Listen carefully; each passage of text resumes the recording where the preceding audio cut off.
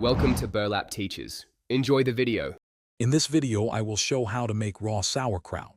First, choose a fresh, firm head of green cabbage, ideally weighing around 3 to 5 pounds.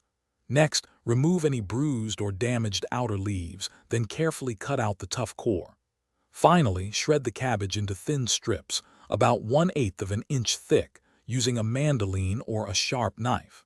This precise cut is crucial for proper fermentation and texture. After shredding, it's time to add the salt. Weigh your shredded cabbage to determine the exact amount of salt needed. A 2% salt ratio is ideal. Use a good quality, non-iodized salt, like sea salt or kosher salt. Now, vigorously massage the cabbage with your hands for about 10 minutes. You'll notice the cabbage softening and releasing its own liquid, forming a natural brine.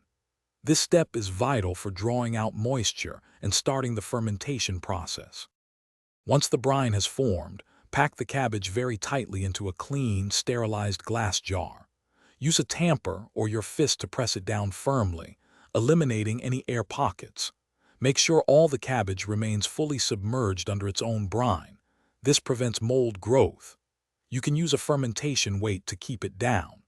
Now, cover the jar loosely and let it ferment at room temperature, ideally between 65 and 70 degrees Fahrenheit, for 3 to 4 weeks. Patience is key here.